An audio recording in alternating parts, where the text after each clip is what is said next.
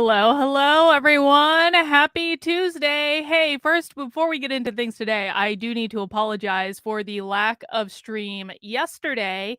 And the reason that I didn't stream yesterday was because my internet went out and and it wasn't up until like 6:30 or something, like half an hour before my locals call. And it's just been like, there is something weird going on. Just so you guys know, like there is definitely something weird going on with the internet in my neighborhood where it's been rainy the last few days, and every time it rains, the effing internet goes out like almost immediately. And I'm not in a great place where I have like great cell phone service.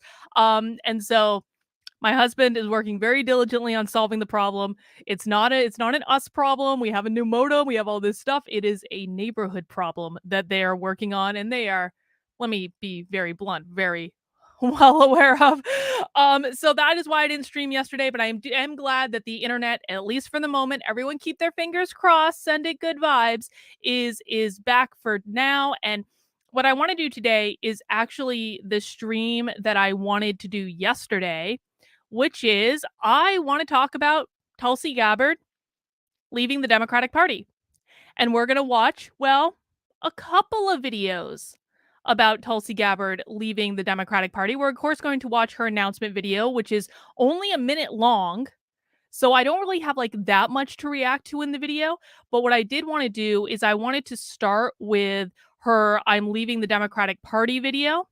And then I wanted to watch her longer interview on Tucker Carlson, which is 14 minutes. And then, just for fun, for funsies, I thought that maybe we could just take a look back.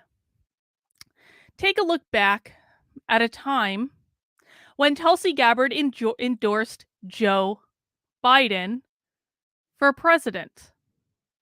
I think that that will be a really enlightening video to watch, given our current circumstance, to remember what Tulsi Gabbard said and how she said it when she endorsed Joe Biden for president not that long ago. And I, of course, have thoughts about this entire affair and why Tulsi Gabbard is leaving the Democratic Party, and should we even trust Tulsi Gabbard, and all of those things. I have so very, very, very many thoughts on it that I will share with you. But before we get into that, I want to talk about something else. A nice little happening, an unexpected happening today on Twitter. And I got to tell you, I almost bowed out of this early. When this whole thing started spinning itself up, I almost bowed out of it completely because I was like, I got too much shit to do today to exist in the land of Twitter, drama, and bullshit. So for but a brief moment, I just signed out of my Twitter account. I was like, you guys can all you want. I don't really care. Like, I don't want anything to do with this. Leave me alone. I was like, get off my lawn. And then I had a change of heart, and I'm really glad I did, because I have an absolutely epic case study for the art of the trigger. I triggered Styxhexenhammer. I have been triggering Styxhexenhammer for the past 7 hours. I'm serious. I didn't even try that hard. Literally, all I did to trigger Styxhexenhammer was to tell him no. That was it. And it has been hours and hours and hours and hours of complaining and reeing, and he's trying many different strategies to trigger me in the same way that I've triggered him. It has actually been glorious. And I have to say, first off, like, I've always liked Styxhexenhammer. I think that Styxhexenhammer is easily one of the most intelligent commentators on YouTube. And you guys know I don't say that lightly, because I think that most people are stupid. But Styxhexenhammer is not stupid at all. Styxhexenhammer is extremely smart. So that might actually be why I was more than, well, slightly perturbed at the fact that he was so very easy to trigger. I don't know, maybe he's having a bad day. Maybe the kid kept him up. Maybe he is under stress. I don't know what's happening, but Styxhexenhammer was absolutely triggered by me today. And I'm going to tell you what happened. So, this morning, Styxhexenhammer had he tweeted something. I don't even I think it was about I think it was about Tulsi Gabbard. It was about Tulsi Gabbard and how he doesn't trust Tulsi Gabbard, and I completely agree with this sentiment. And I was looking at the replies, and someone in the replies had just tweeted a photo of me as like, for those of you who might not know, I mean, I don't know how you could possibly not know if you've been on my channel, but like some of you might not know, I very publicly left the Democratic Party in 2020. I didn't intend it to be public. It was just an accident that it became public. I wrote an article. I thought no one was ever going to read it. It ended up going viral on the internet. I never wanted to be a part of this space. That was not part of my life plan. And when my article went viral, I got vaulted into this space in a way that I never anticipated. I didn't even know like most of the people in this space existed. And so I guess I have to say, like, I was actually like the poster child for leaving the left for the conservative movement in 2020. I was their effing poster child. And I don't regret any of that, and I learned a lot from that, and of course, like, I never became a Republican, I never became a conservative. Well, I became a Republican for about 15 minutes to trigger Lauren Witzke, but, like, really, I was never I was really like, I was independent for all of 2020, and I eventually ended up landing in the Libertarian Party, in the Libertarian Party of New Hampshire, and I'm really, really glad that I did. Like, this is exactly the right place for me. I have no regrets about it. For me, like, it's not the right place for everyone, but it is absolutely the right place for me. I ended up getting nominated for governor this year for the Libertarian Party of New Hampshire. Again, that was not something that was actually planned. The only reason I am on the ballot for the Libertarian Party of New Hampshire, well, there's a couple of reasons.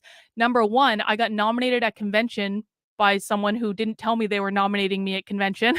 And I had to make a decision on the spot about whether or not I was going to accept the nomination. So I didn't even have any time to like think about it or anything.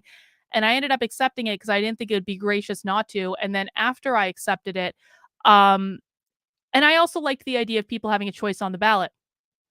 And then after I accepted it, basically found out that the Libertarian Party of New Hampshire could do petitioning in a way where they could collect petitions for both me and Jeremy Kauffman, who is our candidate for Senate, at exactly the same time. And so we decided that, yeah, like, let's just move forward with it and put my name on the ballot. But it was never a plan that my campaign was supposed to be like a real, like, active campaign. Of course, I speak to issues that I care about. People know my stances on the issues. If I were against all odds to win the election for governor, I would try my very best. I would do everything I said I was going to do. I'm not messing around with my platform at all. I would absolutely do everything I said I was going to do. But we made the decision as a team that the resources and the party energy was going to be put into Jeremy Kauffman's race. And that was always the case from the very beginning. And I'm 100% fine with this. I'm 100% on board with this. I never question this. I never like that is the plan. And that's what I'm working towards as well. And I bring that up because it's going to become relevant in the course of the triggering of Styxhexenhammer. So all sorts of things were happening. And so Styx posted this tweet this morning talking about how he didn't trust Tulsi. I was looking in the replies and I saw someone had just posted a picture of me. And I replied to it and I said, "You mean that person that's been in the Libertarian Party for a year and a half and has been really involved? You mean her? That's her?" And then the person who posted that picture of me responded to me and they made a threat of physical violence against me. Now, I'm not saying like a words or violence sort of thing. I am saying they made a threat of physical violence against me in no uncertain terms, in no unclear terms. This is not that they said something I didn't like and I was offending my fragile sensibilities were offended and I'm like words or violence. No. It was a threat of physical violence in response to the fact that I said something they didn't like. And was I scared of this person? No. However, if you make a threat of physical violence against me, I will absolutely every day of the week defend myself. There's no question.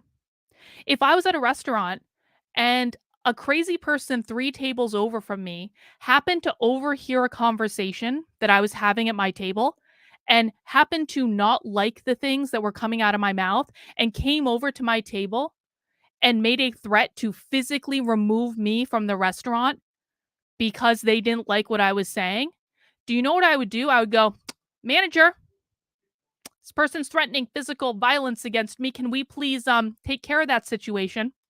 And I think that that's a pretty reasonable response. Well, when this person made a threat of overt physical violence against me, I reported their ass to Twitter. And I don't feel bad about doing it. Do not feel bad at all in any way. You make a threat of physical violence against someone, you cross the fucking line. And then I responded to the person saying, "You just made it so easy for me to get your account banned." And the person didn't like that for reasons I think we can all surmise because they knew it was true. And they immediately deleted the tweet. And then Styxhexenhammer got involved. Not there. We're going to talk about that in a second. Styxhexenhammer got involved and said, "Why is the LP's New Hampshire gubernatorial candidate calling my plurality libertarian audience toxic? What timeline have I shifted to?" Now this was a little bit into this, which is Styx responded a couple times basically defending this guy and saying, "Why are you trying to get someone banned? Why are you trying to get someone banned?" And I said, "Styx, he made a threat of physical violence against me. This is not something I'm fucking around with." And there was a little bit of a back and forth. And I kind of thought, the guy deleted the tweet. It would be actually pretty reasonable for Styxhexenhammer to not have seen the tweet and not know there was a threat of physical violence. So I can totally wrap my head around that. Okay. But then Styx just kept going. And eventually, I basically started fighting back and I said, "Why is a libertarian defending someone who threatened me with physical violence in clear violation of the non-aggression principle and then continuing to complain that I defended myself even after I explained that I was threatened with physical violence by one of his audience members?" Apparently, the timeline. Oh, that's I don't want to show that was actually the threat of physical violence, and I don't actually want to show that on YouTube. To be perfectly honest, I just don't want to give the guy attention. Apparently, the timeline has shifted. Styx, please let me know when the non-aggression principle was changed to allow for threats of physical violence as someone, as long as that person tweeted something they didn't like. So I didn't let Styx off the hook on this one. I will defend free speech like without question. However, if someone physically threatens me with violence, I'm reporting that shit, and there's not anyone in the world that's going to make me feel bad about that, and I don't give a fuck. Styx can suck a dick. And if he doesn't like it, and listen, one of the things that I said was, we're allowed to have different values.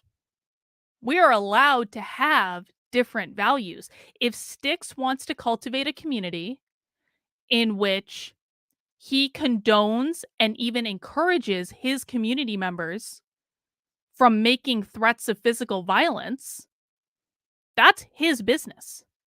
That's entirely his right. I will defend Styxhexenhammer's right to have a community that is making threats of physical violence against each other all day, every day. However, in my community, we have 2 rules. Don't be a dick and don't whine. And making a threat of physical violence absolutely breaks rule number 1. And so Styxhexenhammer and I just have 2 different values. And guess what? We are allowed to have different values. We are allowed to have communities where we live our values, and those 2 values can be different. And that's fine. So he says, "I'm shilling for text censorship enabled by whiners pretending to feel threatened by innocuous and obviously hyperbolic statements." Now, again, I'm sorry. It was an overt threat of physical violence. And I said, "You are defending someone who threatened me with physical violence in clear violation of the NAP when you could have just stayed out of it entirely.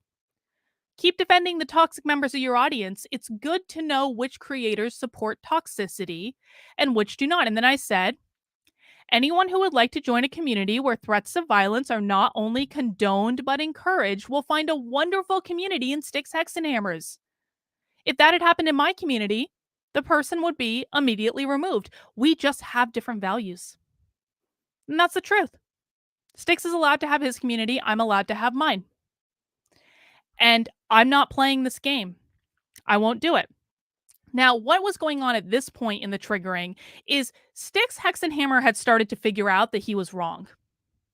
The non aggression principle is very, very clear. Styx wants to play libertarian expert with me. Have I read the 12 economics books that I was given to read upon joining the Libertarian Party? No, I have not read the 12 economics books, and I'll admit it. I read economics in one lesson. That's it. I have not read the other 12 economics books I was given to read.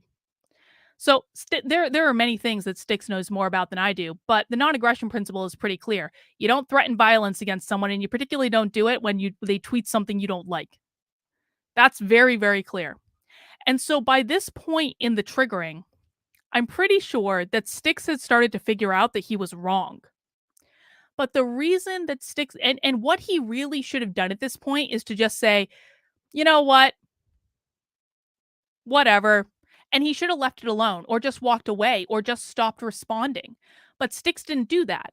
Styx kept doubling down because even though I'm pretty sure he knew he was wrong, he didn't want to admit he was wrong. Listen, when like one of the easiest ways to get triggered is to not admit when you're wrong. There's nothing wrong with making a mistake. And like I said, I was perfectly willing um to to give Styx the benefit of the doubt that the guy deleted the tweet after I told him I reported him. He deleted it. And so Styx may not have even seen it. And that's totally, he could have just said, you know what? I didn't see the tweet. Now I have seen the tweet and it is a threat to physical violence. And that's not cool, man. Cut that shit out. That's literally all he had to do. But Styx didn't want to do that because that would have meant admitting he was wrong. And some people just don't like admitting that they're wrong. And this is especially true of very, very, very smart people like he is. They don't like admitting they're wrong. So admitting you're wrong sometimes when you get one wrong is a skill that everyone should develop. And I would encourage everyone to do that because you know what? It's like one of the easiest things in the world you can do to say, you know what, my bad. My bad. You're right. I'm wrong. Let's move on. That's what he should have done. He didn't do that though. We kept going. Styx retweeted me. He kept retweeting me out to his audience. And he said, I'm defending a clanker who made a hyperbolic joke after you openly threatened to whine to the Twitter hall monitors. So you know that he now understands that it was a threat of physical violence, and he's just trying to dismiss that it was a threat of physical violence. I have no regrets or apologies to offer. Apparently, I have to establish residency in New Hampshire and show you how a real campaign is run. So now Styx has shown that he knows that he was wrong. And what he's done now is he's trying to shift the argument. And what he's doing is trying to make me feel embarrassed about standing up when a member of his audience threatened me with physical violence. He's trying to make me feel embarrassed about the campaign I'm running. Now, I told you at the beginning, my campaign was never supposed to be a real thing. Real in the sense that we were going to put a lot of energy and resources into it. That's why if you go to my website, carlinlovesnewhampshire.com, you're going to see my platform and you're going to see some videos of me and you're going to see what I stand for. But when you hit the donation button, it's going to take you to Jeremy Kauffman because Jeremy Kauffman is where we're putting all our resources. So Styx saying to me, I'm going to show you how a real campaign is run. Do you know what I say to that? Good. Good. Good. Come to New Hampshire, Styx. Come to New Hampshire. Live here for 7 years, which is the residency requirement. One of the reasons, by the way, I'm the one nominated for governor is I'm one of the few members of the Libertarian Party of New Hampshire that actually meets the damn residency requirement. Because I've lived here for 11 years. So he thinks he's trying to trigger me when in fact I'm like, you want to come to New Hampshire and run for governor? Do it, dude. Do it. And so I retweeted him. I said, blah, I'm making excuses for defending a threat of physical violence, blah. Yes, please come to New Hampshire and get involved with the party and get more insight into why the campaign has been run like it has. But if you do it, hopefully you won't defend threats as part of your platform. And we keep going. Styx says, if I ever get involved in state politics, I'll actually mount a campaign that can win. Still waiting for you to justify for your justification for thinking an obvious joke was a violation of the NAP. Since you don't intend to file a police report, your claim is balls to the wall meaningless. Now, how am I going to file a police report on an anonymous Twitter account, Styx? Again, I will use my restaurant example. If someone made a threat of physical violence in a restaurant to me, I'd call the fucking manager. I'd say, "Can we get this person removed, please? Because this person's a crazy person." So what did I do? I reported the person to Twitter. Boo hoo, too bad, so sad. Play stupid games, win stupid prizes. Fuck around and find out. And so he can complain about me not going to the police all he wants, but that's just not a reasonable request. So I said, because it wasn't an obvious joke and we both know it, but keep defending your toxic audience members making threats of physical violence because they don't like someone's tweets. I filed a report with the platform where the threat was made, which got the threat deleted. My reporting that threat to Twitter got exactly the result that I wanted. I'm not going to take that bullshit. Absolutely not. But Styx kept going. He said, "I could probably get more votes as a write-in than on your faux libertarian platform, Carlin." Now, does Styxhexenhammer even know what my platform is? That's my question. How is my platform faux libertarian? My platform for governor is basically I want to change culture to enable the complete separation of government and education, which is absolutely a part of the Libertarian Party platform. I support secession, which is absolutely part of the Libertarian Party platform. I support defend the guard, which is absolutely part of the Libertarian Party platform.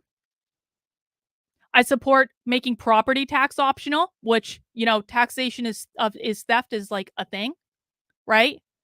How is my platform faux libertarian? But I ignored that in my response to him and I just said, "Fucking do it then. Stop talking and actually do something. Do you think it's offensive to me if libertarians can get votes? Put up or shut up." I think it would be fucking great if Styx Hexenhammer moved to New Hampshire, lived here for 7 years, got involved with the Libertarian Party of New Hampshire, and then mounted a campaign for governor. I don't know why Styx Hexenhammer thinks that I'm going to be offended by the idea of libertarians getting votes in New Hampshire. I think that would be fucking awesome. I think if he came to New Hampshire and mounted a campaign, he could be a demonstration to people that libertarians can win. I'm not in a position to do that this year. I'm just not. But he could. So put up or shut up, dude. Don't talk a game that you don't want to back up. And then I followed up. I said, "Styx, I have news for you. Well, you're defending threats of violence. I have no problem saying that if you came to New Hampshire and got a metric ton of votes, I would cheer for you. One of us cares about actually winning more than they care about bullshit." And then we shifted again. And then, because Styx knew that he was losing that argument, we shifted to something else and he challenged me to a debate.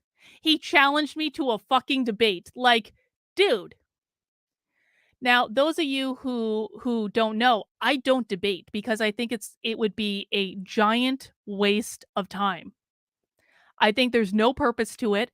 I think there is no change happens ever in a debate, and so I just don't do them. I have never done them except for the ones that I got tricked into by someone telling me I was entering into a discussion when I was really entering into a debate. But the only ones I've ever done are the ones that I was tricked into. I've said no to every debate that I've ever been offered.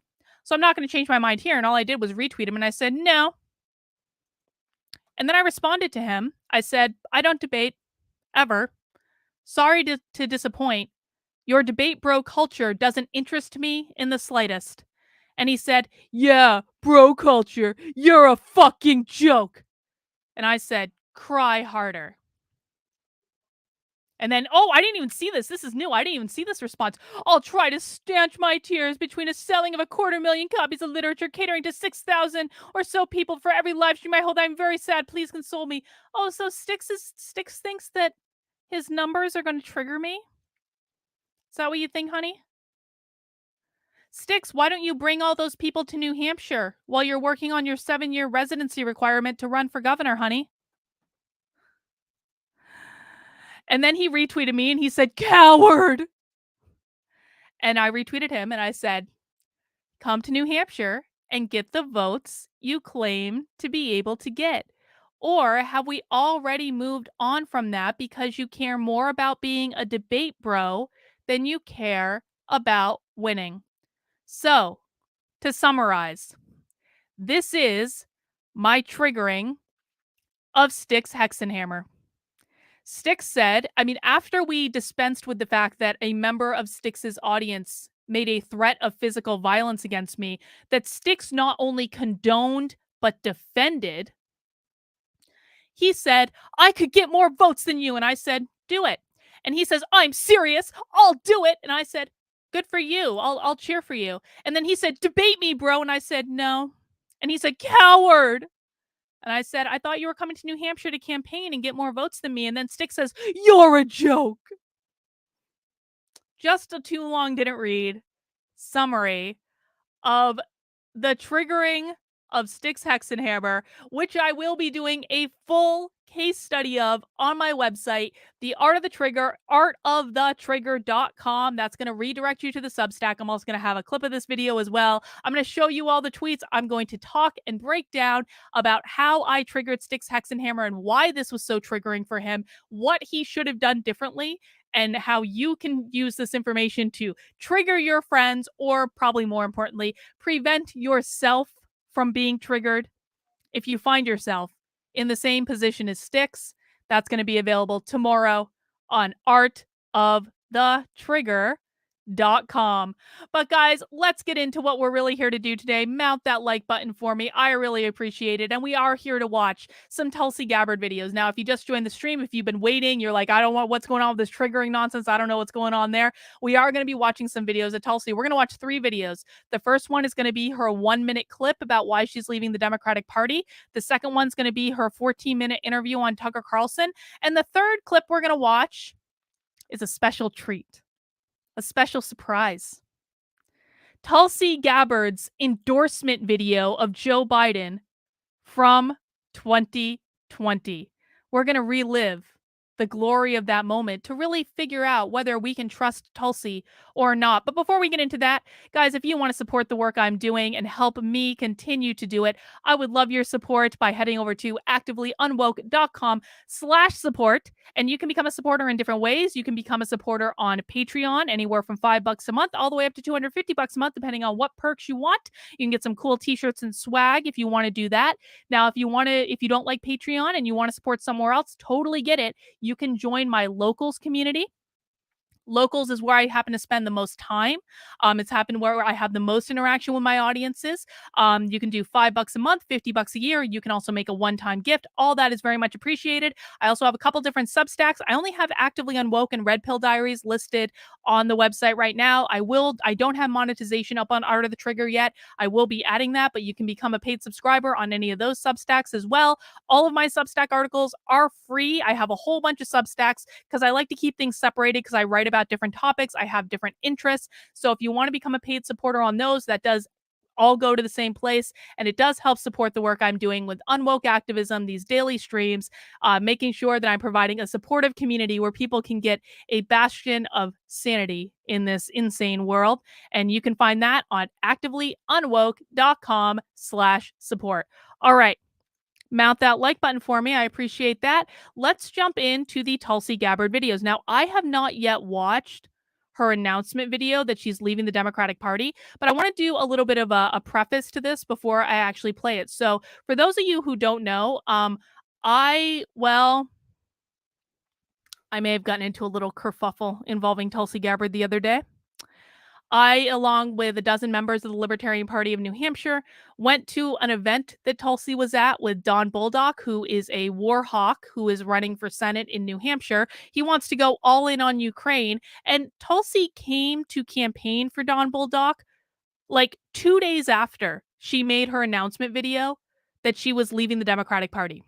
It was seriously like 2 days after Tulsi made this video, flew to New Hampshire to campaign for someone who said, I want to go all in on Ukraine. And so a bunch of us went to the event that they were having, and they refused to take questions when they found out we were there. They were supposed to have a Q&A. They canceled the Q&A when they found out that libertarians were there to ask questions. And so as Tulsi was literally running out the building, I may have shouted at her, Tulsi, why are you campaigning for a war hawk 2 days after you made a video saying you were leaving the Democratic Party for being too pro-war? And when I did that, a whole bunch of Don Bulldog supporters turned around and started yelling at me, and a clip of that kind of made the rounds on Twitter yesterday. I have no shame in it. I was exactly right.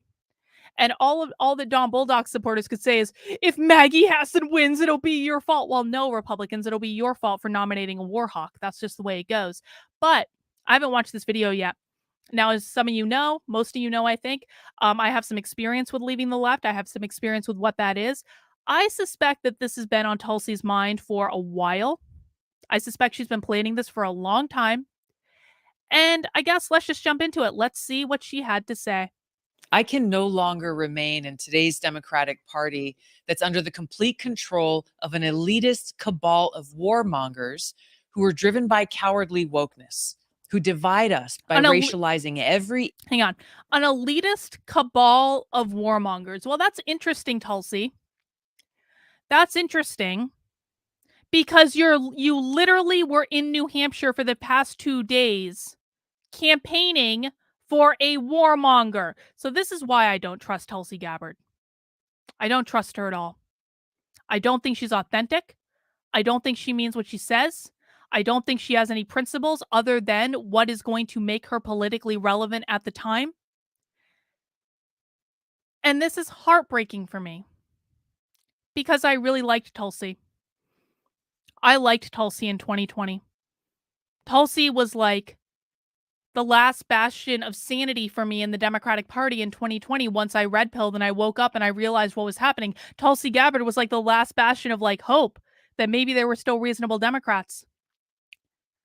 And then she releases this video, and the first reason she gives for leaving the Democratic Party is they're warmongers. And then immediately flies to New Hampshire to campaign for a warmonger.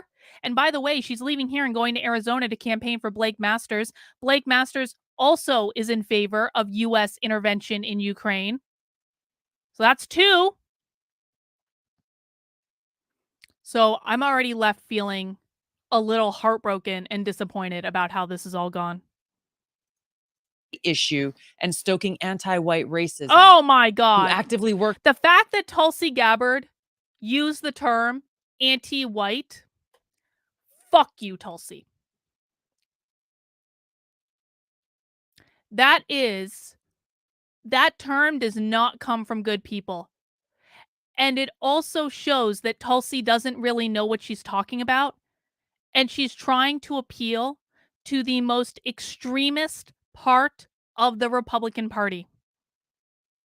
I have done extensive work on showing exactly where the specific term anti-white comes from, and it does not come from people I want to align with ever. So why does Tulsi want to align with that type of extremism? And I'm not exaggerating when I say that's extremism. That's extremism. She didn't have to use that term. There was no reason for her to use that term. They are all very well aware of where that term comes from. They know what it means. And by the way, critical race theory is not anti-white. Critical race theory is racist. Critical race theory is racist against everyone. It is racist against everyone of every skin color, and white people do not need their own special brand of racism any more than black people need their own special brand of racism. Racism is racism is racism is racism. And I really thought that Tulsi Gabbard had more integrity than to pander to the most extremist alt-right audience she possibly can, because those are the only people using that term. That is the only reason to use that language. I don't know if Tulsi's trying to make up a little ground for the fact that we all know that Tulsi doesn't like guns. Now, Tulsi put out a video. This is, God damn it. As I'm talking this through, as I'm talking this through, she's becoming more and more and more contrived to me. Tulsi knows she has a problem on guns because Tulsi knows she has a record that is very anti-2A. And Tulsi knows that it is that anti-2A record that is going to get her in trouble from getting the Republican VP nomination that she is obviously so desperate for. So what she's doing to make up for the fact that she has an anti-2A record, is releasing a video of her carrying around a gun and shooting a gun. Well, that doesn't mean she doesn't want to take your guns, folks. She has been on the record several times saying that she wants to take your fucking guns. But she releases a video of her shooting a gun, and all of a sudden, everyone forgets. Do you think that wasn't strategic? Did you think she didn't know she needed to mend that part of her image? She wants universal health care, pro-carbon tax.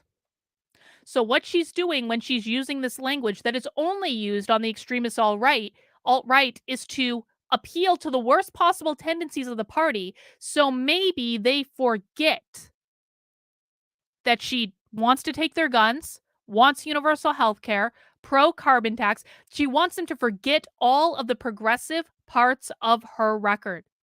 That's what she's doing. Work to undermine our God-given freedoms that are enshrined in our Constitution, who are hostile to people of faith and spirituality. She did that to, oh my God, this is so contrived. What she just said, they're undermining our God-given freedoms and undermining faith and spirituality. What's she trying to do there? She's trying to appeal to Christian conservatives. That's all that is. That's pandering to Christian conservatives. Those are the magic words that you say when you want to pander to Christian conservatives. Tulsi's not a Christian. Why is she using the language that is designed to pander to conservative Christians? So we're what? 26 seconds into this video, and Tulsi has pandered to like 3 different Republican audiences. Who demonize the police but protect criminals at the expense of law-abiding Americans, who believe in open borders, who weaponize the national security state to go after their political opponents, and above all, who are dragging us ever closer to nuclear war. Now, I believe in a government that's of the people, by the people, and for the people. I want to point out something that Benjamin is saying in the chat because I think it's a really good point. It's not nice to say. We do try to be civil on this channel. We don't allow threats of violence. It's not nice to say. But I think some Republicans are looking at her right now the way the Democrats look at the Lincoln Project, a useful tool that can never actually be trusted. I think you're exactly right, Benjamin. She is the useful tool. And she's going to leverage being the useful tool into trying to get a VP nomination. Now, I don't think that's going to work out for her because ultimately they're never going to accept her. It's never going to happen. But she's going to try. Unfortunately, today's Democratic Party does not. Instead, it stands for a government that is of, by, and for the powerful elite. Now, I'm calling on my fellow common sense, independent-minded Democrats to join me in leaving the Democratic Party. If you can no longer stomach the direction that the so-called woke Democratic Party ideologues are taking our country, then I invite you to join me. All right. I mean, I don't think it was like the worst video I've ever seen. But it was pretty fucking bad. I didn't think that 1-minute video could turn me off more to Tulsi than I already was based on what I saw happen this weekend. But it did. It did. And it turned me off to her because it was so managed. This was an image makeover. That's what this was. This was a rebrand. And the reason you know it was a rebrand is she used all the magic words. There are words that you can go on Fox News and say, and you will almost immediately fundraise as much money as you possibly need. Because if you go on Fox News, and they've done research, there are firms that do research on this. If you go on Fox News and you use the magic words, people will open their wallets and give you as much money as you possibly need. Guess what Tulsi just did? She just used all the fucking magic words in a single video. That was 1 minute long. But I'm sure she could say more. And so what I wanted to do next was let her say more on her media tour, because Tulsi also set up a contrived media tour in which she went around to all the talking heads, did all the shows, all the podcasts, and I want to watch her appearance on Tucker Carlson. Now, this is 15 minutes long. And so I'm going to watch the whole thing, and we're going to react to it. Carlson tonight. So when Tulsi Gabbard won the Democratic Party's primary for a congressional seat in Hawaii 10 years ago, she'd effectively won the seat. Hawaii may be the most liberal out of all 50 states. No, it is Vermont a Democratic is. state. Flat out. It has not voted for a Republican presidential candidate in nearly 40 years. So if you get elected as a Democrat in Hawaii, it's not exactly breaking news. It's standard operating procedure. And yet when Tulsi Gabbard won that primary and then the seat, the Democratic National Party took a deep interest in her, and you can see why. Here was a smart, appealing 31-year-old who knew what she believed and could explain it fluently. And by the way, she was also an Iraq War veteran. So in political terms, Tulsi Gabbard was near perfect, and they got it immediately. Barack Obama endorsed her right away. Nancy Pelosi called her personally and invited Tulsi Gabbard, did you remember this, to speak on the opening night of the Democratic National Convention.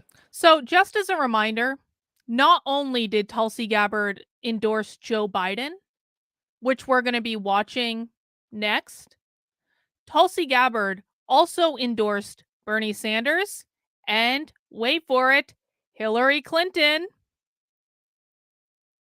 You know, the question that I really would have loved to ask Tulsi Gabbard the other day, in all seriousness, do you regret endorsing Joe Biden?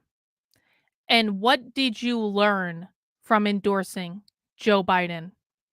How do we know that you're not going to make the same mistake again? Because Tulsi has a record of bad endorsements.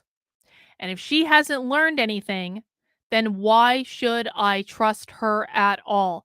People can make mistakes. People can wake up. God knows. I've made so many mistakes. I voted for Hillary Clinton in 2016. I did. I am ashamed of that vote. I was badgered into that vote by my friends. I did not want to vote for Hillary. I really didn't. I argued with my friends for months. I was like, fuck Hillary. I don't like her. I don't want to vote for her. And then she got the nomination, and my friends just kept badgering me for months and months and months, saying, Carlin, if you don't vote for Hillary, you're basically voting for Trump. And I had to work my way up to voting for Hillary, like, mentally over the course of months. And then I finally went and I plugged my nose and I fucking voted for Hillary, even though I really didn't want to. And I learned so much from that experience that I will never vote for a candidate that I don't believe in again. It will never happen again. So I do wonder, with all of the mistakes and the bad endorsements that Tulsi Gabbard has made over the years, does she regret those endorsements? What has she learned from those endorsements? Can she articulate what she would do differently next time, given where she's come from? Because I can say that before I red pilled, I made so many mistakes and I learned so much. What has she learned? Other than she learned that she can't win in the Democratic Party. And so she has to go somewhere else to win. Because right now, I really just think she knows that she can never get elected in the Democratic Party again. Because, by the way, here's another thing. When Tulsi endorsed Joe Biden and stayed in the Democratic Party after 2020, a lot of people were very confused by that. What I heard, kind of like whisperings of, was the reason that Tulsi stayed in the Democratic Party is because she wanted to run for governor of Hawaii. That's what I heard at the time. I don't know if that's true. I don't know if someone made that up, but that's what I heard at the time. Could it be that she realized that she wouldn't be able to ever get an elected position in the Democratic Party again given some of her public statements, and she said, well, if I can't win there, Republicans always liked me more anyway. Why not just go be with them? I'm betting that's what happened. And then once she was sworn into Congress in January, the DNC named Tulsi Gabbard vice chair of the National Party. She just gotten there, and she was vice chair of the DNC. And then, of course, the media played its prescribed role. If Nancy Pelosi likes you, well, so do they. So fawning profile after fawning profile emerged. If you lived in Washington at the time, you remember it very well. Here, ladies and gentlemen, the future of the Democratic Party, Tulsi Gabbard. In case you don't remember, here's a selection to jog your memory. Watch out for the next superstar. Here we go. Talking about off air always. Here we go. Tulsi Gabbard. Tulsi Gabbard is a rising star in this party. Tulsi Gabbard should be here tonight. The reality is we do not have enough young veterans in this party, enough young women in this party, enough people of color in this party. You're considered a rising star in the Democratic Party. You had a position of leadership in the Democratic National Committee. Tulsi's story is really, I think, tailor-made for Hollywood. I half expect Natalie Portman to be vying for the role any day now because this story is not to be believed. Tulsi Gabbard, she is going to be the one to watch tonight at the DNC. And Tulsi Gabbard, she's an Iraq War veteran. Yesterday, she was promoted from captain to major in the Hawaii National Guard. So she certainly is a rising star. The fact that she's not here tonight for whatever reason is unfortunate. I don't know, but in a battle, I want her in my trench. I tell you that. Me too. Me too. Did you hear that? She's a rising star. Hollywood's going to make a movie about her. I want her in my trend. The right loves nothing more than when they can make the left look like hypocrites. Now, to be fair, the left loves nothing more than when they can make the right look like hypocrites as well. So both parties are the same in that regard. But listen, we all know that Tulsi had an awakening when she ran for president in 2020. We all know that that was a little bit of a tough time for her with the Democratic Party. I do wonder if they're going to show some of that footage. Oh, we got a super chat. Hang on. I want to respect the super chat. Shayna says, "You know what else has never smelled right? Any of this stuff with Kanye and Candace Owens played obvious with a little critical thinking that people are getting played. Candace Owens is such a fucking grifter. I cannot even begin to tell you. Candace Owens knows exactly what she needs to say to make people's wallets open. She has exactly the image that she needs to have to make people's wallets open. And she follows the script to a T. And Candace Owens is such a backstabbing narcissist behind the scenes. You guys have no ideas the stories I've heard. I would never trust Candace Owens. Absolutely not. No. Kanye is a different thing. I think Kanye is crazy. Now, Kanye has that very kind of delicious kind of crazy, though, where he's a genius in many respects. So with Kanye, I actually believe Kanye is more genuine and authentic than I believe Candace Owens is by about a mile and a half. So I wouldn't be. I think Kanye is crazy, though. Make no mistake. I think he's nuts, but I do also think that I trust him, his motives more than I trust Candace Owens. Now, but that was the absolute consensus among Democratic Party sycophants until 2016. In 2016, as if by command from above, the fawning stopped abruptly, replaced initially by silence, and then by howls of scorned rage. So what happened in 2016? Well, Donald Trump was elected president. And then a few days later, displaying the independence of spirit that Democrats claim to love in young women, but actually despise more than anything, Tulsi Gabbard decided to talk to the new president about an issue that she cared about, which was U.S. policy towards Syria, a country that, again, Gabbard was virtually alone in pointing out has an awful lot of Christians in it, so maybe we should pay attention. As she put it at the time, quote, "I felt it was important to take the opportunity to meet with the president-elect now, before the drumbeats of war that neocons have been beating drag us into an escalation of the war to overthrow the Syrian government." Whoo, we can't say that in Washington. Maybe she didn't know, but they told her. See, this is what by the way, guys, this is okay. So anyone who might be new to my channel and not a regular, just so you're aware, I have 2 rules on my channel. Number 1, don't be a dick. Number 2, no whining. If you're a dick on my channel, you will get blocked. If you whine on my channel, you will get blocked. But here's what conservatives always do when I say things that they don't like to hear. They say things like, I can't help but notice you're relying on ad hominem attacks against her character without stating where she's grifted or shown hypocrisy. Care to enlighten us? No. Do you want to know why I don't care to enlighten you, Douglas? Because I have talked about this multiple times, ad nauseum, over and over and over again, on multiple videos since in the past 2.5 years.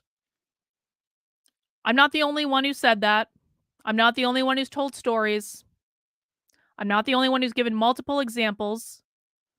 Oh, and then Douglas goes, because you're a fraud! Well, guess what, Douglas? That counts as breaking the rules of not being a dick and whining. So, Douglas, enjoy your block, bitch. Goodbye. Ugh. Ugh. Like, I didn't have to deal with enough of this shit from Styxhexenhammer's audience earlier. So those are the rules, guys. No joke. Don't be a dick. No whining. I have a very minimal standard of behavior on this channel. You can ask questions, but don't be a dick. And don't whine. Stop. But the adults do it. But Gabbard didn't seem to care. A few weeks later, she went personally to Syria. She was a member of Congress. You can do that. And she wanted to see conditions for herself. And then while she was there, she met with the Syrian president, Bashar al-Assad. And that was it. It was over.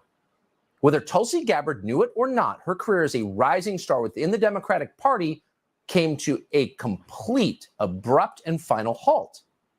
She had done the one thing you're not allowed to do. She committed the one unforgivable sin, which is to question permanent Washington's foreign policy. You can't do that, and everyone knows it. And if you look around, you can see that no one does do it. They always tell you radicals. Do you love how Tucker Carlson is setting her up perfectly to say, I left the Democratic Party because they're leading us towards war? Do you love how Tucker is just like, he's lobbing this softball to Tulsi perfectly to be like, I just can't take the war hawkish Democratic Party anymore. Let's see what happens. Well, Sandy Cortez is, Rashida Tlaib. Would they do that? No way. AOC may be a socialist, but in the end, she's with Bill Kristol and Liz Cheney on Team Raytheon. She does not cross that line because you're not allowed to. But Tulsi Gabbard is someone who had served in the U.S. military, in fact, was still serving in the U.S. military, was an elected member of Congress, decided, why shouldn't I say what I think? And so she did. And for doing that, overnight, her fellow Democrats accused Tulsi Gabbard, the combat veteran you'd want in your foxhole, of committing treason against the country she was serving. Hillary Clinton went even farther than that. Speaking of conspiracy nuts, Hillary Clinton way crazier than Alex Jones ever thought of being. She claimed the Russians were grooming Tulsi Gabbard as some kind of Manchurian candidate. You want to listen to lunacy? Listen to this. I'm not making any predictions, but I think they've got their eye on somebody who's currently in the Democratic primary and are grooming her to be the third party candidate. She's a favorite of the Russians. Well, that was actually like one of the most insane things that Hillary Clinton had ever said. Like, honestly, I mean, come on, listen, man, I know I'm ragging on Tulsi a lot in this video, and I will continue to rag on Tulsi because she's an inauthentic grifter that deserves it. But like, Hillary Clinton is next level insane, and I think we can all acknowledge that. It's completely whacked. Was she a crisis actor too? What a lunatic. But no one noticed because everyone was saying it. The LA Times, which at one point was an actual newspaper, accused Tulsi Gabbard of, quote, talking like a Russian asset, maybe a spy.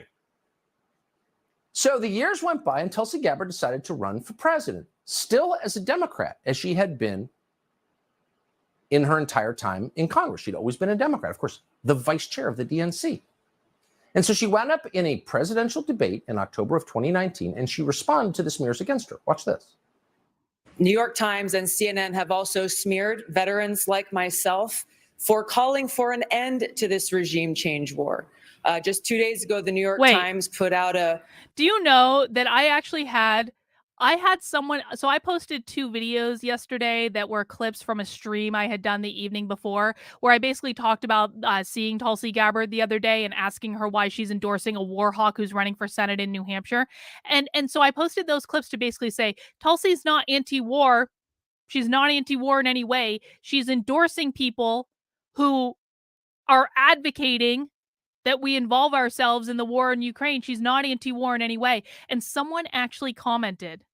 They commented, well, Carlin, Tulsi isn't anti-war against all wars. She's just anti-war against regime change wars.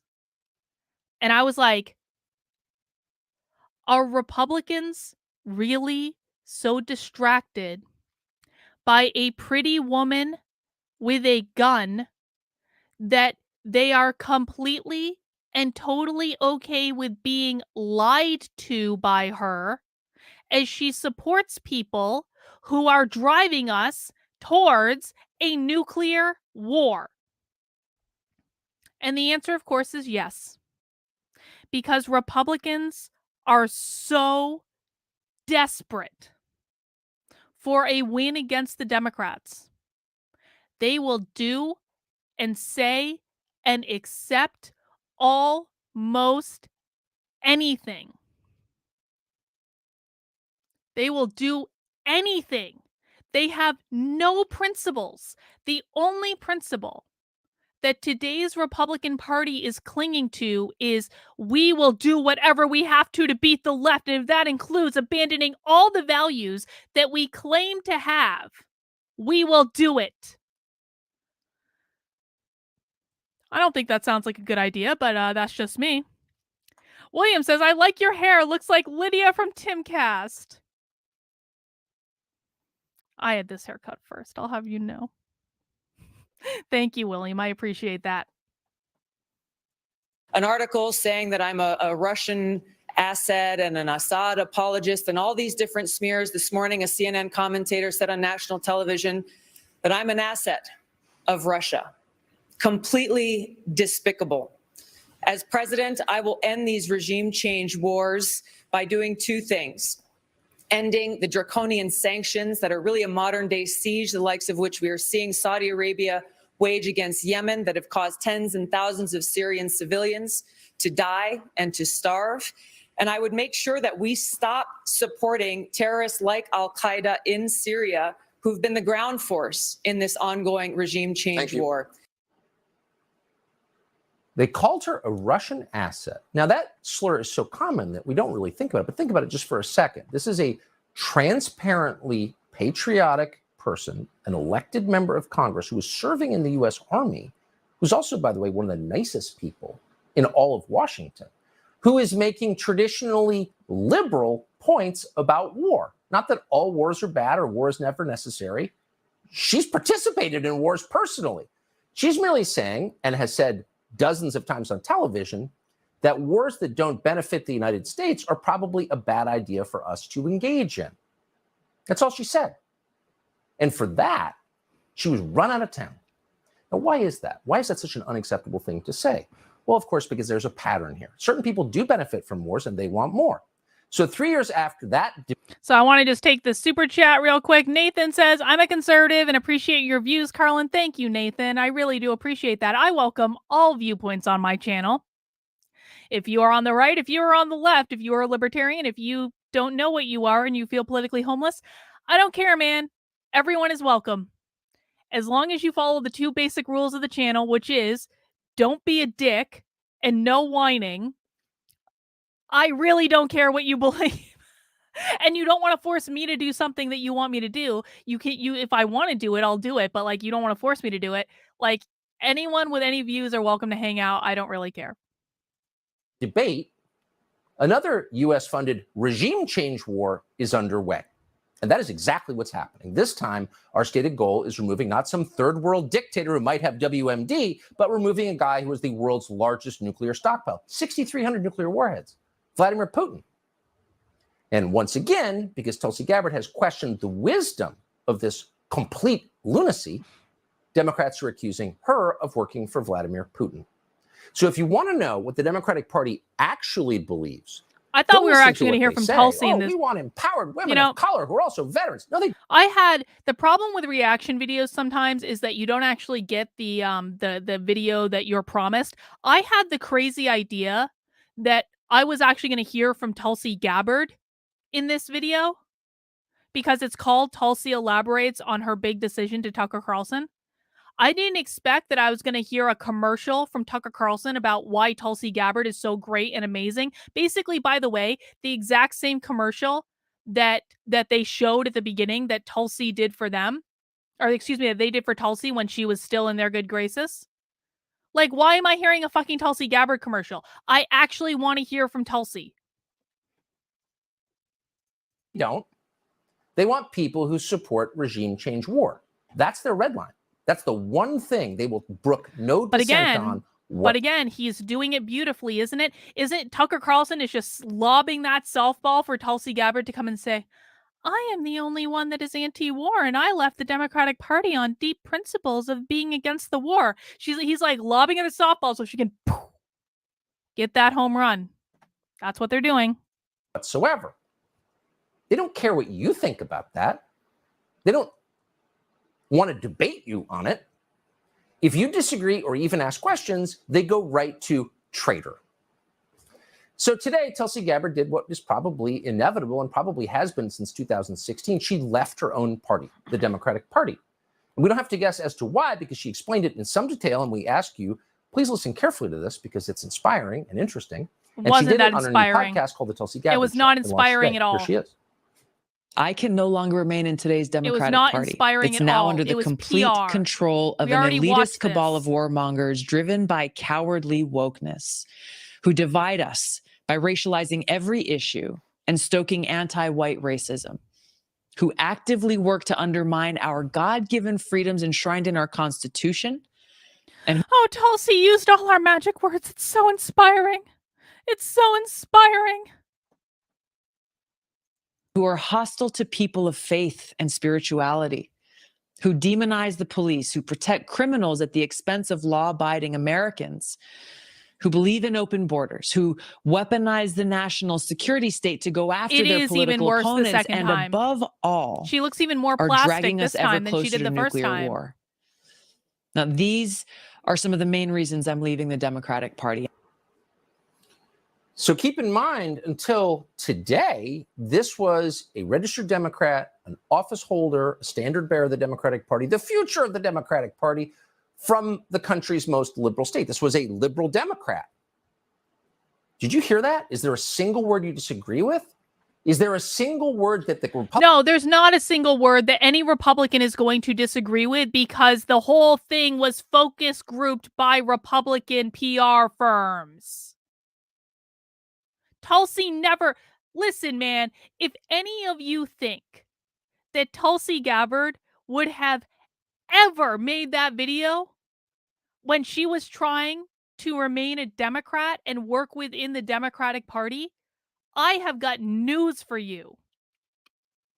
It never would have happened. So Tucker Carlson saying, you just heard a liberal Democrat wants to protect your God-given rights. Did you disagree with anything that she said? You will never disagree with anything she said because the entire thing was focus grouped and workshopped based on what would appeal to the most conservative audience possible.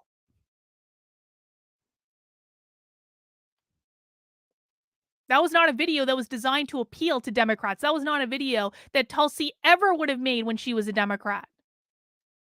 That was a video made by and for conservatives. Republican who represents you, who you send money to, who you vote for, would repeat in public. In other words, here you have someone who until yesterday was a member of the Democratic Party saying things the overwhelming majority of Republican voters believe, but only a tiny, a vanishingly small minority of Republican office holders are willing to say out loud because it's too scary. Oh, it just tells you so much. Tulsi Gabbard joins us tonight, and we're happy that she is. Tulsi Gabbard, thank you so much for coming on. That was quite oh a my God! statement. Oh my God! I'm She's listening to wearing this and red. Are you shitting me? That color of red on Fox News opens the wallets. That's real. She wore that red jacket for a reason. I'm thinking, we have Republicans on the show from time to time. They don't put it as clearly and bravely as you do. So how do you feel? I mean, you've been in this party a long time. You were its future. You left. I mean, this has got to be kind of a fraught moment for you. And, you know, Tucker, as you know, I've always been an independent-minded person, Democrat, yes, but an independent Democrat. And my loyalties are very clear. I love our country. And I took an oath, both as a service member, as a soldier, as well as a member of Congress, to support and defend the Constitution. And that's an oath that I take extremely seriously. And so when you look at this party, the today's Democratic Party, it's controlled by fanatical ideologues who hate freedom. They despise the Constitution. She's reading her script again from her video. This is the exact same language she used in her video. She's just repeating it. How many times did Tulsi have to repeat that language in order to, how many takes did Tulsi have to do of that 1 minute video? That it embedded that language in her head, and now she's repeating it like a stump speech. They actively find ways to undermine our God-given rights enshrined in the Constitution, Pocketbook? like freedom of speech. If you say something Pocketbook? and I say something that they don't Pocketbook? like, instead of saying, you know what, agree to disagree, live and let live in the traditional liberalist kind of way. No, that's not good enough. They will do all that they can to destroy you, silence you, smear you, work with big tech, work with corporate media to actively destroy anyone who dares to even question their agenda. They are against freedom of religion. They are hostile towards people of faith, people who have their own spiritual practice, especially Christians, finding ways to... There it is. There it is, isn't it? People of faith who have their own spiritual practice, but especially Christians. We all know, well, maybe not we all. I know specifically that the political right does not tolerate people who just have a different spiritual belief system. Because I was attacked and smeared by conservatives for having a spiritual belief system that is not Christianity or Judaism. So don't give me that bullshit, Tulsi. You knew exactly what you were saying. I just want to protect everyone's right to believe what they want to believe, but especially Christians. Anyone who really legitimately thinks that Christians are persecuted in the United States, dude, come on. But they think they are. They've convinced themselves that they are, even though they are by far the majority, even though you can find a church, several churches in every town in America.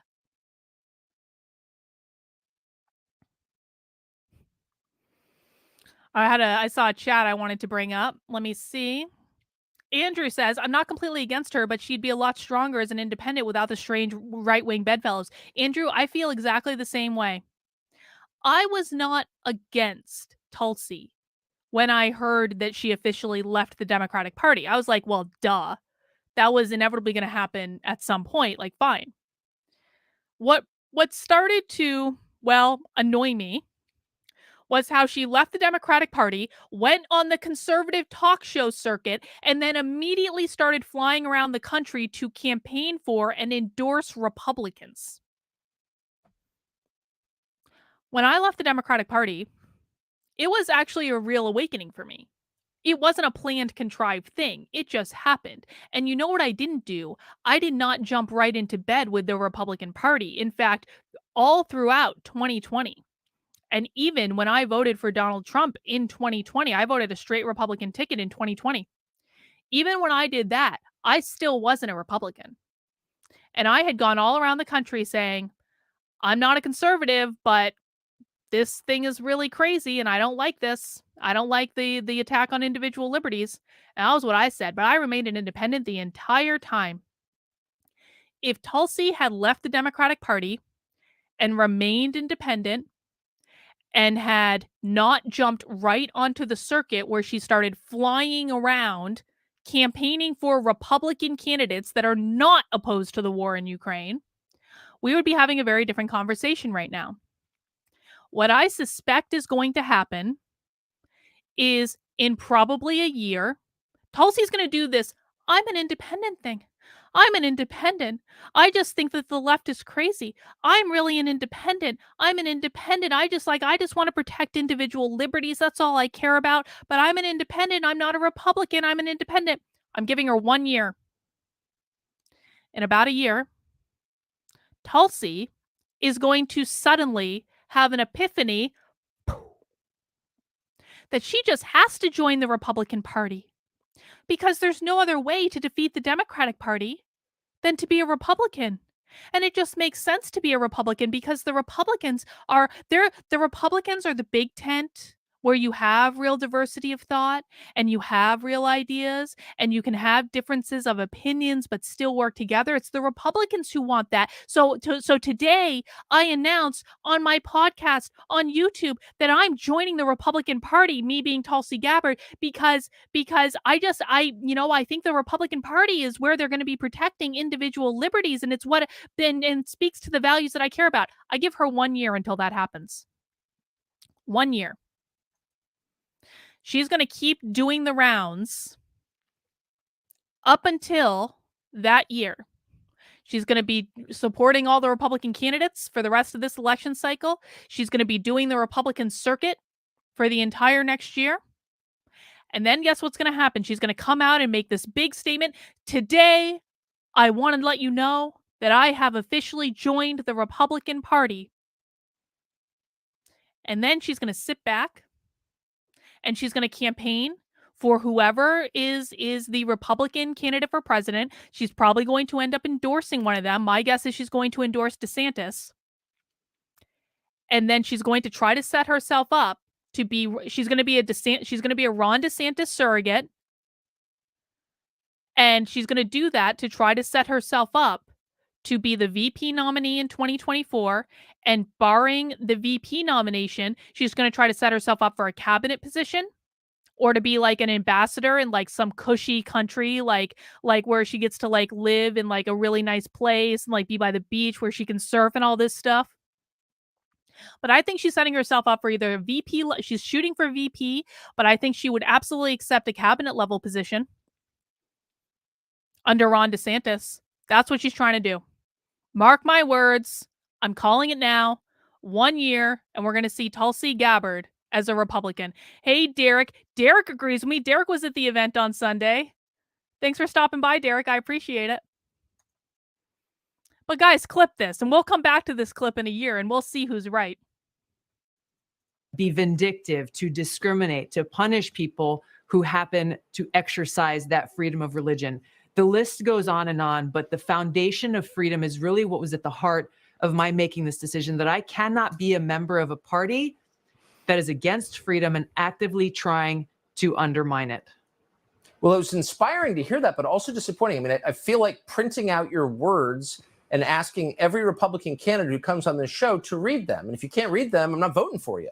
Right? I mean, why is it so? Tucker Carlson, who I called out over a year ago for promoting this extremist anti-white bullshit, wants every Republican to come on his show and read the words anti-white. Great job, Tucker. Really learned a lot from the expose that I did, that I know they all fucking saw, about why we don't use that language ever. Because you are doing nothing more than appealing to the most extremist groups in your midst, and you fucking know it. This is why I have no respect for these people. This is why I have absolutely no respect for these people at all. None. So hard to say out loud. First of all, the people who are always talking about racism are committing it. Why is that so hard for people to acknowledge? It's so obvious. It speaks to the whole environment of fear that those in power, these elitists in power, have fomented, to where people are afraid to speak the truth. They're afraid to exercise their right to free speech because, hey, you might lose your job, you might be canceled, you might be trashed, and God forbid in Washington, you might not be invited to the cool kids parties. You might not be as popular. And this is really what it comes down to, is rather than taking a stand for peace, for prosperity, security, and freedom of the American people, we have too many people in Washington who are warmongers, subservient to the military-industrial complex, and continuing to put their own selfish interests or the interests of their donors first, with no mind for the cost and consequence that their decisions have on the American people. This is exactly what we're seeing right now with President Biden and leaders in Congress who we're going to talk about Joe Biden in a second. Pushing us to the brink of a nuclear Oh, holocaust. There it is. Of which they may have their bunkers where they'll be safe, but we, the American people, will have no shelter, no place to go, no place to hide, and face the consequences that could destroy all of humanity and the world as we know it. All right. So Tulsi Gabbard has just said what I told you she was going to say, which is the Democratic Party is pushing us all to the brink of nuclear war. Now, for those of you who maybe weren't here yesterday, I know. Sometimes, if you didn't watch the videos that I posted yesterday or the stream that caused those videos, what I want to do is I just want to play you a quick clip. I just have to find it. I apologize. I want to play you a clip of the person that Tulsi Gabbard endorsed over the weekend in New Hampshire. Because Tulsi Gabbard is telling us that she just had to leave the Democratic Party because it was just so obvious that the Democratic Party was hurling us towards war. All right, well, that's a theory. I want to play you a clip from Dawn Bulldog. And for those of you who watched the stream over the weekend, you already know what this says. But for those of you who haven't and maybe you're new, you don't know what this says. This is the person that after Tulsi said, I am leaving the Democratic Party because they want war, they're fanning the flames of nuclear war, she left and came to New Hampshire and endorsed Dawn Bulldog. Let's listen to Dawn Bulldog's words about how the U.S. should handle Ukraine. Let's listen. It's this resistance that's going to win. But what boggles my mind, Steve, is the fact that we haven't gone all in on this already. Diplomatically, informationally, militarily, and economically. This is not a time for pause right now. We need to get in there and we need to help them on the ground. We have columns of his troops lined up, ready to be, interdicted. And we need to give that kind of help to the Ukrainians. But we're just sitting back and we're not doing anything. And we're just saying, everything is on the table. Well, now's the time. Putin is a global threat. He is an enemy to the world. And that's what we have to start telling people he is. And we can't take any pressure off China either. We got to go after China because they're in this with them. And we don't want them going into Taiwan. So this is huge. And we got to come together. We got to lead the world in supporting President Zelensky and supporting the Ukrainians. And what we have been doing now is just standing by. There is more to do. We can do it, and we should be doing it. So let's just be really clear what you mean there. Again, limited time, so I'm sure it can't be an exhaustive answer. Right. But what specifically, you're not talking about American troops. I think everyone's agreed about that. How can we help specifically? No. What should we do that we're not doing? We have indirect fires. Oh, sure, Steve. We have indirect fires. We have indirect capabilities. So does NATO. We have all kinds of things that we can be helping with without having to put ground troops in there. And that's what he's asking for. And we have to get more stuff in there.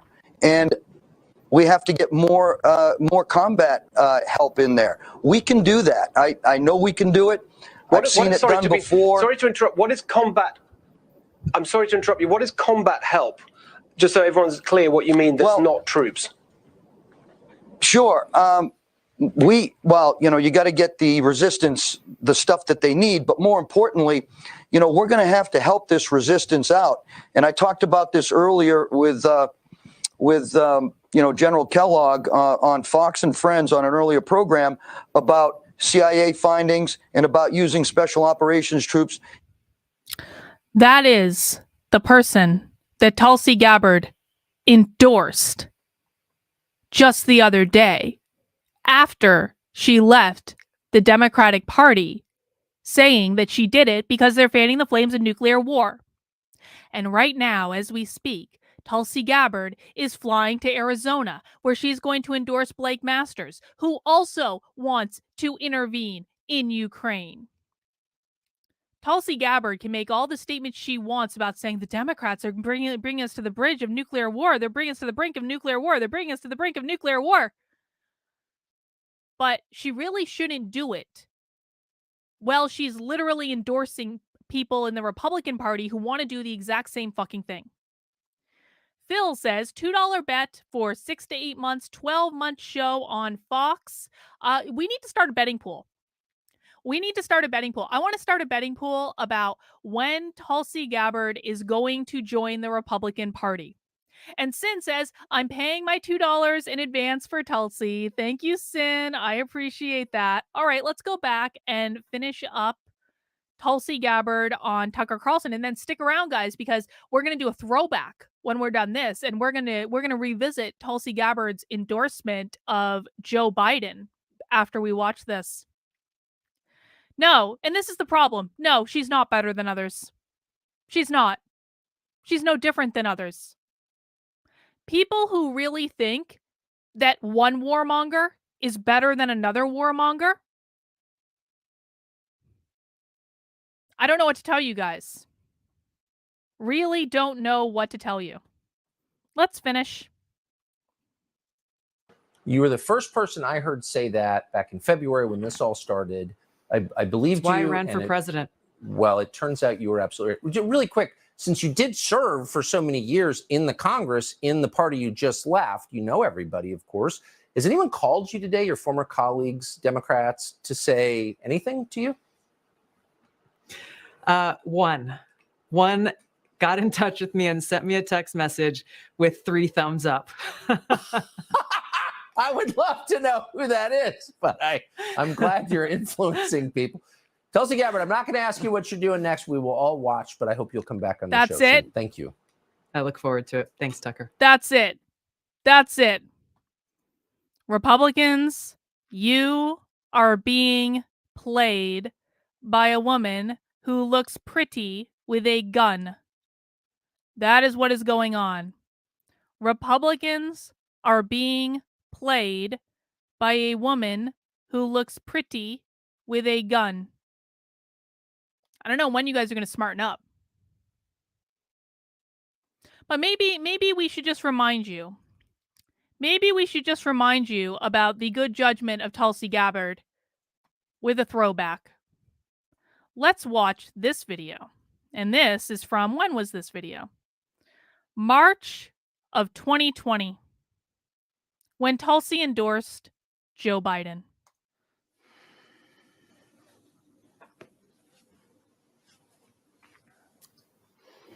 Our nation is facing an unprecedented global crisis that highlights the inextricable bonds of humanity and how foreign policy and domestic policy are inseparable. We are all in this together, and we must all rise to meet this moment in service to our country and our fellow man. This is not the first time that we have faced adversity together, and it will not be the last. After the terrorist attack by Al-Qaeda on our country on 9/11, we stood together as Americans, motivated to serve, marshaling our forces to defeat our common enemy. I and so many Americans all across this country enlisted in the military to do just that. Likewise, today, as Americans and all of humanity, we face a common enemy. It is once again time as Americans and as neighbors in this global community that we stand together once again and work hand in hand to defeat this new enemy, the coronavirus. Throughout my life and throughout this campaign, my motivation has been to serve God, our country, and the American people as best I can. I feel that the best way that I can be of service at this time is to continue to work for the health and well-being of the people of Hawaii and our country in Congress, and to stand ready to serve in uniform should the Hawaii National Guard be activated. Now, after Tuesday's election, it's clear that Democratic primary voters have chosen Vice President Joe Biden to be the person who will take on President Trump in the general election. I know Vice President Biden and his wife, and I'm grateful to have called his son, Beau, a friend who also served in the National Guard. Although I may not agree with the vice president on every issue, I know that he has a good heart and he's motivated by his love for our country and the American people. I'm confident that he will lead our country guided by the spirit of aloha, respect, and compassion, and thus help heal the divisiveness that has been tearing our country apart. So today, I'm suspending my presidential campaign and offering my full support to Vice President Joe Biden in his quest to bring our country together. I will continue to advocate for a 21st century foreign policy, one that's based on mutual respect and cooperation instead of confrontation, where we as a community of nations can work together to overcome the great challenges that our people face, preventing and stopping pandemics like the coronavirus that is now affecting all of us, tackling climate change, combating terrorism, removing the existential threat of nuclear war that hangs over the heads of all of us. I will continue to do everything that I can to help bring about an end to the new Cold War and nuclear arms race and end regime change wars, which are costing us trillions of dollars, so that we can invest these precious resources in the needs of the American people. Things like healthcare, rebuilding our infrastructure, education, and so much more. I want to extend my best wishes to my friends, Senator Bernie Sanders, his wife Jane, Nina Turner, and their many supporters for the work that they've done. I have such a great appreciation for Senator Sanders' love for our country and the American people, and his sincere desire to improve the lives of all Americans. To the many people all across our country who've dedicated their time and energy and resources to my campaign, working tirelessly to help get our message out, I want to thank you from the bottom of my heart. I look forward to speaking to you more in the coming days about why I made this decision and how we can continue to work together for our common cause. Joe Biden will govern with the spirit of aloha, in which he works to bring the country together and bridge the divide. It's interesting to look at it from that perspective, isn't it? It's interesting to watch that endorsement video after seeing her coming out as leaving the Democratic Party. You begin to understand just how contrived it really is. If Tulsi had endorsed Donald Trump in 2020, which is what she should have done, I might believe what's going on now. If she had endorsed Donald Trump in 2020, I might give her the benefit of the doubt. But Tulsi was just so sure and used that great, overly produced persona, surrounded by PR people who told her exactly what to say and how it would poll. And to also offer her great love and affection for her friend Bernie Sanders, who genuinely cares about the American people. To say that Joe Biden is going to lead with the spirit of aloha. I feel really personally betrayed by coming to the realization that Tulsi Gabbard is a shill. Because I went to Tulsi events in 2020 in New Hampshire. And they were warm, and they were cozy, and they were personable. And I believed her. I believed her. And I really thought she was different. And now, I know it was never true. It was never true. Just like I know that Styxhexenhammer is now full of shit, even though I think he's very smart. But really kind of a petulant child when someone doesn't give him what he wants. I know the same thing is true of Tulsi. Which is she's only out to position herself for power. You know, I was never one of those people that bought into like the World Economic Forum stuff. I was never one of those people that was like, Tulsi's a globalist, she's out of the WEF, da-da-da-da-da-da-da-da. I was kind of like, okay, you know, people make mistakes in life, whatever. Like, you know, I can understand why she would want that as an opportunity. I get it. I was never one of those people who really thought that Tulsi was a World Economic Forum shill. Now, I am absolutely sure of it. And my concern, again, is that I believe that Republicans are so desperate for anyone to defect from the left, to say the words that will open their wallets. I believe in God-given liberties and just want to protect your right to worship how you will, but especially you Christians. I want to protect you from, I'm not going to say the words, from the evil woke ideology. But not the real one. The one that they made up.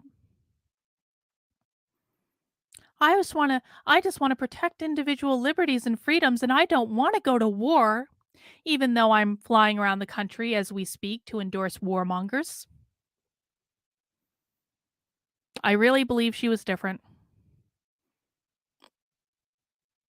Is anyone else getting sick of waking up every day and realizing that the people that you thought were good and authentic are just shills that are out for themselves? Yes, I genuinely think it's about power. I do. I do not see good character. I do not see good character when you go on Fox News and say, I'm just trying to prevent nuclear war, and then you come to New Hampshire 2 days later to endorse someone who wants to go all in on Ukraine. And by the way, at the event that she endorsed him at, they were supposed to have a Q&A and then canceled their Q&A when they realized that people were there to ask them questions about why they're endorsing war with Russia.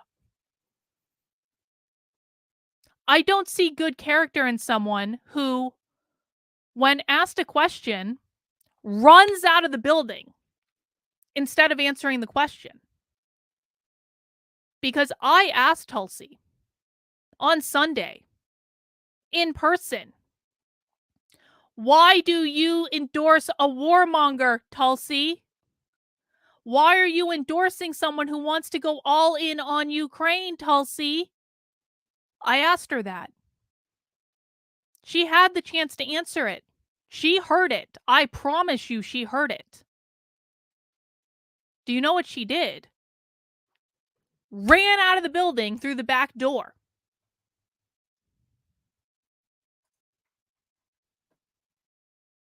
If she had addressed the question she was asked and given a coherent answer, you might not be hearing this argument from me. But guess what? Yesterday, there was she went to another event in New Hampshire with Don Bolduc. And a member, and Derek can back me up. Derek, I was talking to someone earlier on the channel. They were leaving a comment saying, you don't have any footage of Tulsi running out the back door. Derek was fucking there. But yesterday, Tulsi and Don Bolduc had another event in New Hampshire.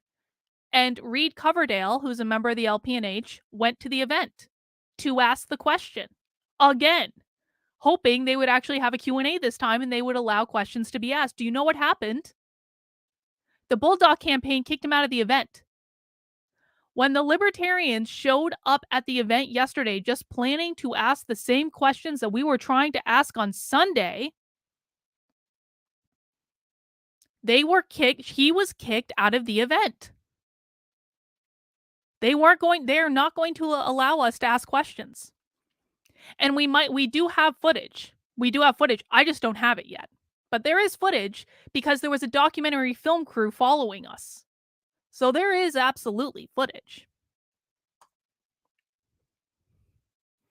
I just find the whole thing incredibly disappointing. I just wish there was like one politician that could be trusted. And like I look at people like I like a Thomas Massey. He's a good, I think he's good.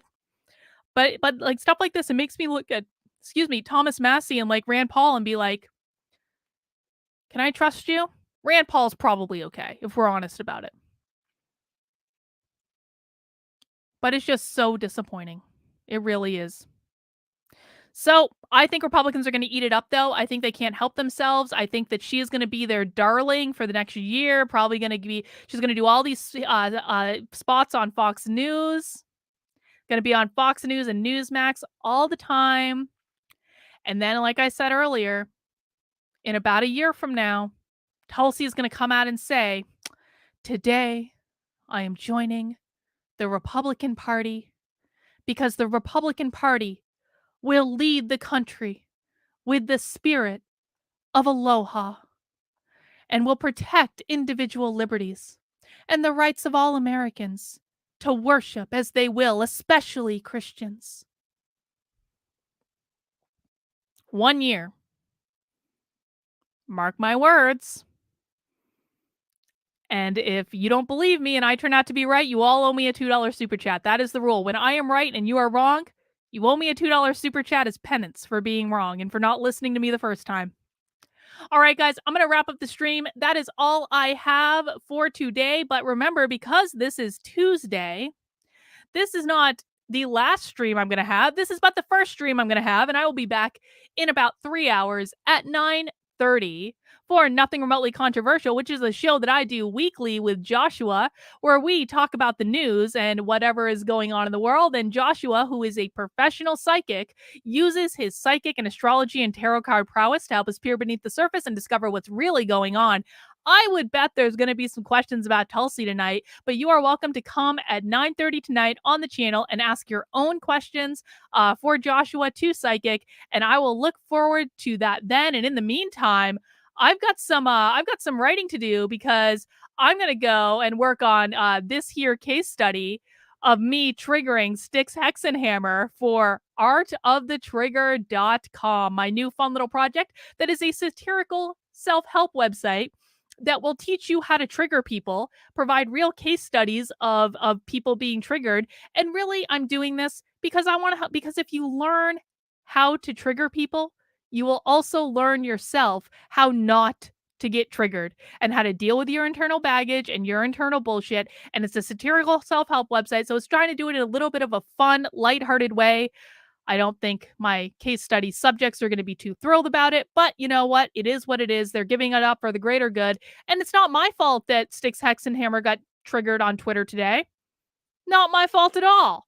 It was his fault. He should have just said he was wrong in the first place. If Styxhexenhammer had said he was wrong in the first place, or even just let it go, even just stopped arguing, he would not be having a case study on artofthetrigger.com. But such as it is, Styxhexenhammer did not believe or admit he was wrong. He just kept going. And so, such as it is, I can't help it. Like, everyone knows I have this website. I mean, come on, dude. Don't play stupid games, win stupid prizes, Styx. Next time one of your audience members threatens me with physical violence, don't defend them. All right, guys, mount that like button on the way out the door. I will see you guys at 9:30, and if I don't see you then, I will be back here at 5 p.m. tomorrow for another stream. Take care, have a great rest of your day, and we'll see you soon. Bye!